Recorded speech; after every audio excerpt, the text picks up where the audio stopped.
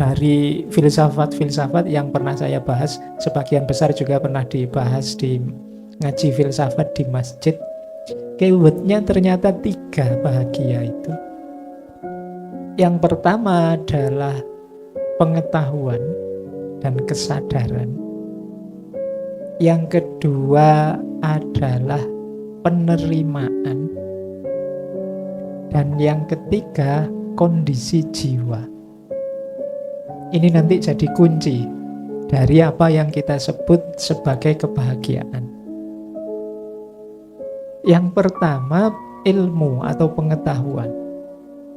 Ini bisa kita temukan misalnya dalam tradisi filsafat Yunani kuno, Sokrates dan murid-muridnya, Plato dan Aristoteles. Mereka ini punya aliran sendiri yang dikenal sebagai eudaimonisme atau eudaimonisme, ada yang bilang seperti itu. Daimon itu artinya jiwa.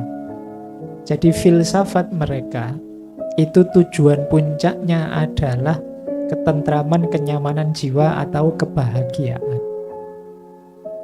Jadi dasarnya kebahagiaan, kata Sokrates, nanti dilanjutkan oleh dua-duanya muridnya, Plato dan Aristoteles, itu pengetahuan.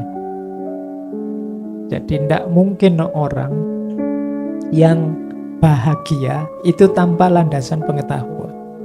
Logika mereka begini, orang itu bisa bahagia kalau melakukan hal-hal yang utama. Hal yang utama sebut saja kebaikan-kebaikan, sederhananya itu. Kalau bahasa Yunaninya arete. Orang untuk tahu mana yang utama dan mana yang tidak, itu dasarnya pengetahuan, ilmu. Jadi tanpa ilmu kita sulit bahagia. Makanya ketika ada hadis tolabul ilmi faridotun, itu saya membacanya, Rasulullah itu memang sangat ingin kita bahagia. Makanya kita disuruh mencari ilmu.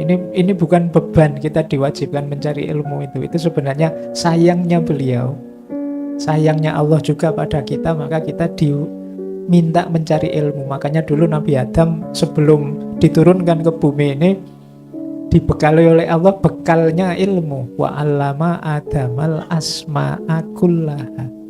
Demi apa? Demi Adam bisa bahagia. Jadi karena memang Allah itu inginnya kita itu bahagia. Berarti keyword pertama orang bisa bahagia itu, kan banyak Pak orang tidak pinter terus bahagia. Ya orang tidak pinter resikonya salah pilih. Pilihan-pilihan tindakannya bukan keutamaan. Mungkin saja dia menemukan sesuatu yang menyenangkan, cocok, sesuai, tapi begitu bukan keutamaan, ya nanti seperti Mas Alvin tadi, senengnya cuma sementara. Jadi seneng jangka pendek. Jadi menarik ya, seneng jangka pendek ini kalau dalam teori psikologi barat itu ada pembagian, seneng itu ada durasinya. Level durasinya itu 4. Ada yang singkat sekali, ada yang lumayan panjang, ada yang sangat panjang, ada yang tak terbatas panjangnya, tak terbatas dalam tanda petik. Kebahagiaan yang sangat pendek itu namanya pleasure, kesenangan. Itu paling cepat. Saya tadi minum kopi jahe, itu kan enak, alhamdulillah enak. Itu pleasure, seneng. Tapi begitu gelasnya tak taruh, ya rasa enaknya sudah mulai berkurang. Sekarang sudah 10 menit yang lalu hilang rasanya. Kalau ingin enak lagi harus saya ulang lagi. Itu pun kalau kebanyakan jadi tidak enak. Pleasure itu diulang-ulang, apalagi sampai overdosis. Awalnya enak jadi tidak enak. Ini rumus teman-teman. Jadi kalau ada kesenangan apapun, kalau pingin enaknya long lasting lama, jangan boros. Ya, seneng apa saja itu agak dihemat, pelan-pelan, sidik-sidik gitu. Ini kalau saya dikasih sak drum besar, itu mesti terus tidak jadi enak. Dia jadi enak kalau sak gelas kecil. Iya, kadang-kadang kopi itu kan lebih mahal yang cuma pakai cangkir kecil itu malah bikin nagih. Tapi yang pakai gelas besar tidak terlalu bikin nagih, wong kita menghabiskannya juga mati-matian. Jadi pleasure, kesenangan apapun Jadi kalau itu jenisnya hanya senang-senang, durasinya singkat.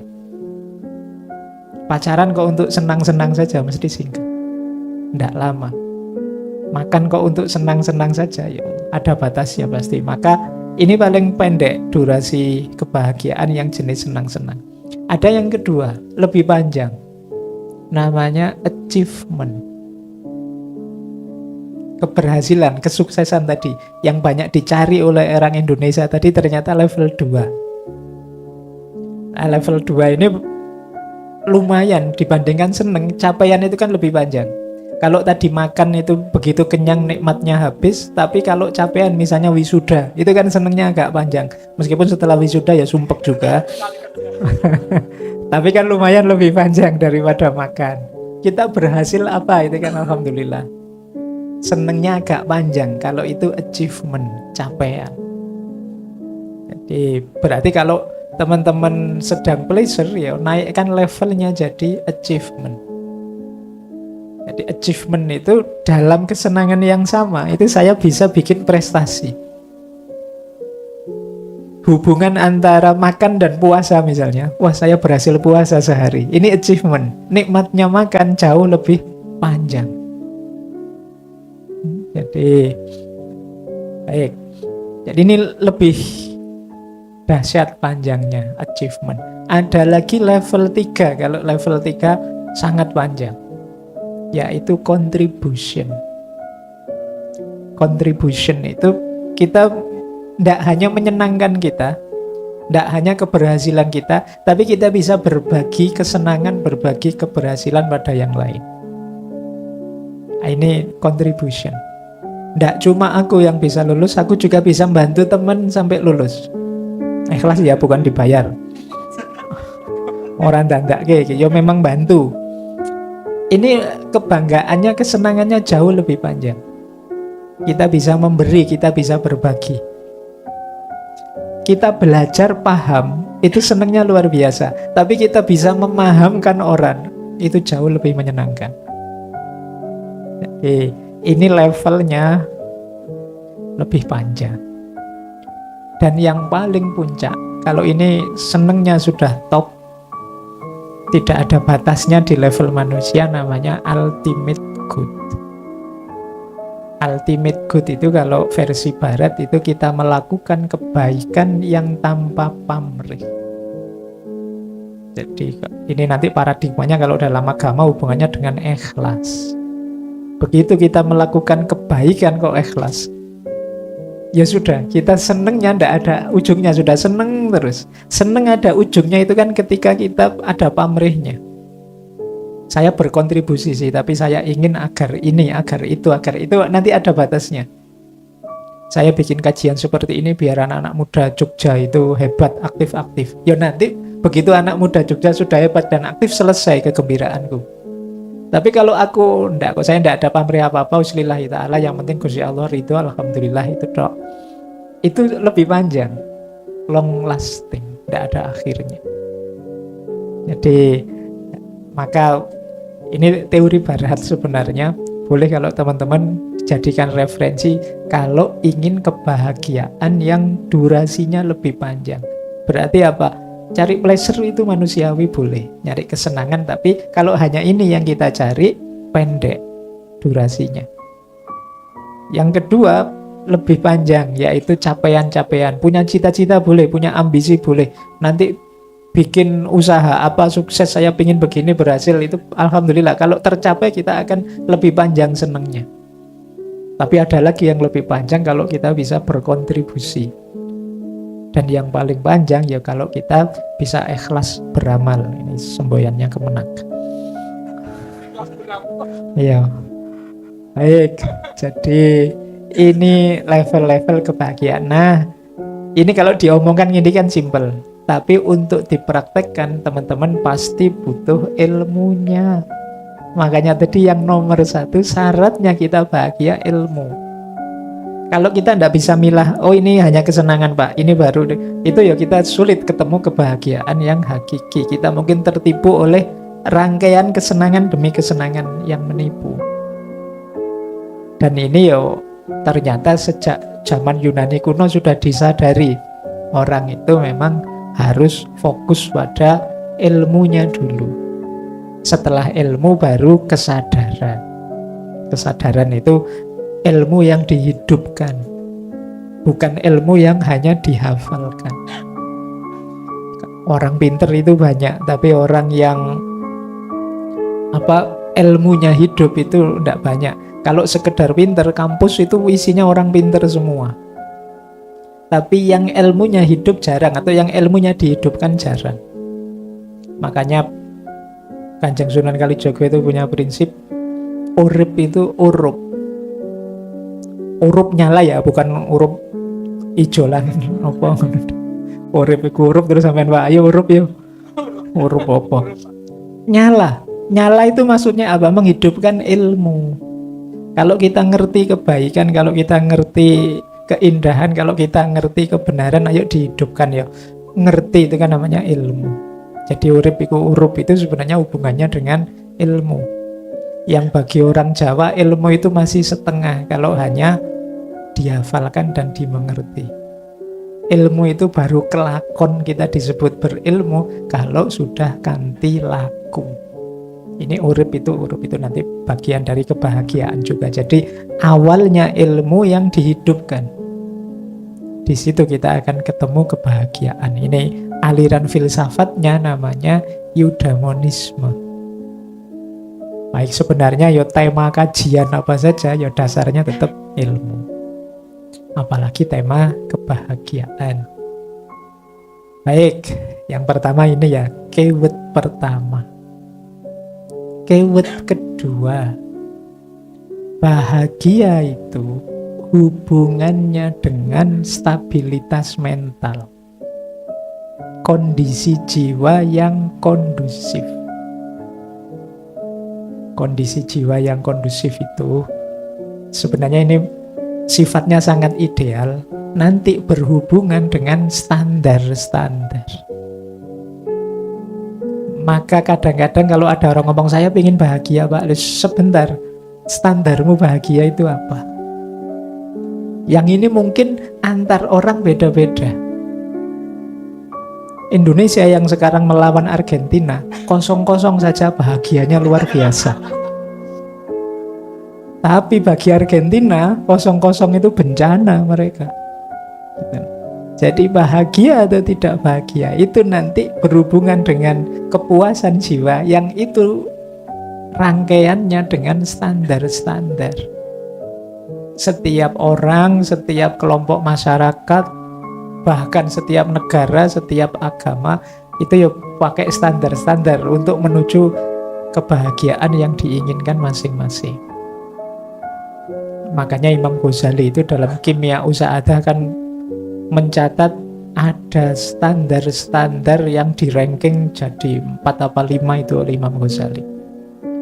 Ada kondisi jiwa yang itu bahagianya dalam hal-hal yang negatif, ada kondisi jiwa yang bahagianya dalam hal-hal yang positif. Ternyata jahat itu bisa membahagiakan bagi orang yang jiwanya memang jahat. Ini menarik teori ini. Kalau tadi di ilmu itu kan kita dicekat enggak, kalau kita enggak hakiki, kalau enggak yang sesuai dengan yang keutamaan enggak bahagia. Tapi kata Imam Ghazali tergantung orangnya, kondisi jiwanya. Kalau bahagia itu kita definisikan kenyamanan, kepuasan jiwa. Itu ada orang yang memang jiwanya sudah gelap. Jadi Imam Ghazali kan menyebut orang itu yang ada orientasi jiwanya yang bahimiyah, ada orientasi jiwa yang sabuiyah, ada orientasi jiwa yang natikoh, mutmainnah, dan ada juga yang gelap, orientasi jiwa yang saitoniyah, setan. Orientasi jiwa bahimiyah itu artinya binatang ternak. Dan kebahagiaannya orang yang orientasi jiwanya seperti ini, itu ya sifatnya seperti binatang ternak. Binatang ternak itu kan makan, minum, kawin, hamil, berketurunan, terus tidak perlu capek-capek. Ada yang merawat, dia tinggal enak saja, rebahan saja. Ini orientasi jiwa bahimiyah. Itu dia bahagia kalau tercukupi, kalau kaya, kalau punya istri cantik, mobil mewah, kalau standar-standarnya ini. Ini berarti kondisi jiwa yang bahimiyah. Kata Imam Ghazali ya, orang yang seperti ini ya standarnya standar itu tadi. Seperti binatang ternak, ya dia bahagianya dengan itu. Jadi ini menarik. Sebenarnya rangkaian kajian kebahagiaan itu harus disambungkan dengan kebenaran, nanti dipuncai dengan keadilan. Karena bahagia itu yaitu tadi ternyata mengikuti orientasi jiwanya orang yang beda-beda standar. Nanti ada yang orientasi jiwanya sabu'iyah. Sabu'iyah itu artinya binatang buas. Binatang buas itu cirinya kan agresif. Kebahagiaannya dia ketika mengalahkan, menundukkan. Ketika dia lebih tinggi dari yang lain, ketika dia nomor satu, yang lain di bawah semua. Ini sabu'iyah. Nah, balapan untuk menang-menangan, saling mengalahkan. Ini sabu'iyah. Ada yang orang orientasi jiwanya seperti ini. Jadi saya tidak sengaja kapan itu baca visi misinya banyak kampus. Ya UIN, ya UGM, ya mana-mana. Hampir semua itu orientasi visinya yang ditulis itu visi sabu'iyah. Ingin unggul, ingin menang, pokoknya lah ya menjadi yang terbaik, menjadi kuabah pengen terbaik itu kan berarti ya perlombaan menang-menangan. Bila perlu berkorban banyak demi ambisinya terpenuhi. Ini sabu'iyah. Kalau ini tidak terkontrol ya hasilnya bisa merusak jiwa kita, merusak orientasi hidup kita tadi. Tapi kalau orang seperti ini memang bahagianya itu. Banyak loh orang, mungkin teman-teman heran ya, misalnya banyak yang nyalek atau masuk ke dunia politik modalnya besar sekali. Miliaran. Jadi bisa 5M, 10M, saya kemarin diceritain sekitar itu. Loh, uang sebesar ini itu kan besar. Kita kan mikirnya, alah mau ya dipakai bisnis, buka cabang basa-basi yang baru kan lebih enak ya Pak Edi. Daripada alah masuk gitu. Loh, kok mau-maunya orang begitu? Orientasi jiwanya memang ke sana. Itu yang disebut sabu'iyah. Kebahagiaannya ketika dia menang atas yang lain. Cuma ini tidak berlaku bagi yang sepak bola ya. Nanti sepak bola ngalah-ngalahan enggak enak. Oke, sepak bola ya memang biar menang, tapi kan tidak satu-satunya itu. Kan tidak lucu sepak bola masuk. Monggo kalau mau dimasukkan, karena kan tidak enak. Ya kan, nanti yang mau dimasukkan, mboten sungkan saya monggo anu saja. Ya tidak seru. Ya sepak bola ya sabu'iyah lah, menang-menangan. Kalau sudah menang ya selesai, tidak pakai bangga-banggaan, dan itu bukan puncaknya capaian. Kita sering tertipu di situ karena kita mengemari apa itu dianggap puncaknya capaian itu ketika menang mengalahkan yang lain. Ini sabu'iyah. Yang stabil memang yang mutmainnah. Nanti saya jelaskan tersendiri yang mutmainnah ini. Tapi yang banyak juga kata Imam Ghazali yang saitoniyah. Saitoniyah itu yang kebahagiaannya adalah ketika musuhnya, orang yang dia benci, hancur, rusak, tidak apa-apa kalau aku juga ikut hancur, rusak. Cirinya orang saitoniyah antara lain kata Imam Ghazali kalau dia batinnya dengki, hasad. Orang dengki itu kan segala cara ditempuh biar orang yang dia dengki hancur. Aku kalah juga tidak apa-apa, aku rusak tidak apa-apa, aku keluar modal banyak tidak apa-apa asal dia hancur. Ini setan. Setan itu kan waktu oleh Allah ditegaskan kamu tempatmu neraka, itu ya dia tidak apa-apa sih, tapi beri saya waktu untuk menyesatkan sebanyak mungkin anak Adam. Dan ternyata yo di antara kita yo banyak yang perilakunya setan. Contoh paling sederhana, misalnya banyak hoax kita temukan di medsos. Itu loh yang bikin berita bohong itu kan tahu kalau itu bohong. Tidak apa-apa bohong, yang penting musuhku jatuh namanya. Ini setan saitoniyah. Jadi kebahagiaannya ketika musuhnya hancur, bahwa itu resikonya batinku rusak, hubunganku dengan Allah hancur, tidak masalah, yang penting musuhku hancur. Ini saitoniyah. Jadi ternyata bahagia itu ya coba dicek kondisi jiwa masing-masing orang. Puncaknya tentu saja yang kita kenal sebagai mutmainnah. Ini yang paling kondusif kebahagiaan sejati, berhubungan dengan ciri yang ketiga.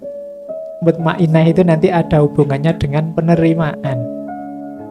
Kenapa kok mutmainnah itu ada hubungannya dengan penerimaan? Karena jiwa yang mutmainnah itu cirinya radhiyatam mardiyah. Dia ridho terhadap apapun yang ditetapkan oleh Allah, dan akhirnya Allah juga ridho padanya. Ini jiwa yang mutmainnah. Ini yang kebahagiaan yang sejati kalau dalam Islam. Ini kalau diucapkan itu lancar, enak, tapi dalam hidup ini sulit. Orang disuruh ridho, menerima itu kan sulit. Kita itu pinginnya ya mengeluh, kita pinginnya ya senengane sambat, senengane, kita selalu begitu. Padahal justru hidup bahagia itu kita diminta untuk menerima. Kalau dalam Islam bahkan menerima itu istilahnya banyak. Jadi Islam itu sejak awal istilahnya taslim. Taslim itu pasrah. Pasrah itu kan berarti ya Allah sudah engkau beri apa saja, engkau suruh apa saja, aku ikut. Itu kan taslim. Diriku, inna sholati wa nusuki wa mahyaya wa mamati lillahi rabbil alamin. Ini kan taslim. Pasrah sepenuhnya pada Allah. Nanti setelah taslim ada tawakal. Kita kan diminta oleh Allah untuk pasrah. Begitu pasrah kita disuruh sholat, disuruh ini, disuruh itu. Ini yang baik, ini yang keliru. Dan kita patuh. Loh, saat menjalankan patuh ini kan kita tidak tahu nanti hasilnya apa. Tapi dalam situasi tidak tahu ini kita diminta tawakal. Tawakal itu pasrah. Ya Allah, saya menjalankan ini, hasilnya apa? Aku pasrahkan padamu. Itu tawakal. Setelah tawakal, misalnya sudah selesai kita jalankan dan kita lihat hasilnya, kita diminta ridho. Itu pun kalau hasilnya tidak cocok, selain ridho kita juga diminta sabar. Jadi kayak tadi jatuh, kita ridhoi saja, jatuh kita sabar. Ya, loh, itu kan sudah kelihatan efeknya. Kita sabar. Jadi ada banyak ajaran-ajaran Islam itu yang sebenarnya arahnya apa? Untuk kita bahagia. Berat Pak, sabar itu. Loh, wong sabar itu untuk kita bahagia kok mbok anggap berat.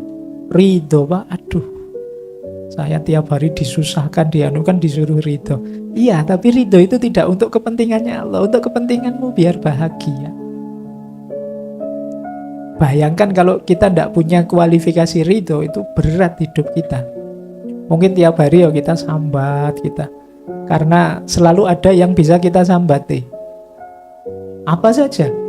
Ya kayak tadi kajian ini, waduh kajian kok waktunya bal-balan misalnya. Waduh, selalu ada. Kalau kita mau sambat itu selalu ada celah untuk kita sambat. Wong sudah wisuda saja sudah lulus, ya Allah. Lulusan UIN saya, ya Allah, ini terus. Iya. Nggak tahu ternyata seperti ini. Wah, kemarin kuliah capek-capek ternyata itu sambat. Padahal temennya itu masih mati-matian pengen lulus. Yang lulus ya sambat, yang sini garap skripsi ya sambat, yang sedang kuliah ya sambat, kapan skripsi? Sambat. Padahal kalau membacanya dibalik, kita sabar, kita ridho, bisa membuahkan yang terakhir namanya syukur.